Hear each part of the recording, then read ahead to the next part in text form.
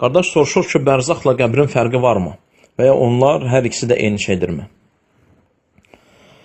Qəbir, qardaşlar, meyitin, ölən insanın bastırıldığı yerə deyilir. Əgər insan öldüyü zaman bastırılırsa, onun torpağa qoyulub bastırıldığı yerə qəbir deyilir. Bərzaq isə insanın ölüm anından ta qiyamət saatına qədər olan müddətə deyilir. Bərzaq, insanın ölüm anından ta qiyamət saatına qədər olan müddətə deyilir. Və ola bilər ki, qardaşlar, bəzi insanların qəbri olmasın.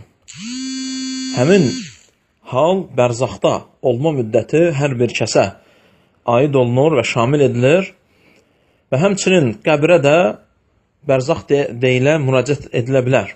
Çünki əksər olaraq insanlarda qəbirdə bastırılmadır və həmin müddətin qiyamət saatına qədər olacağı yerləri də insanların qəbirdə olandır.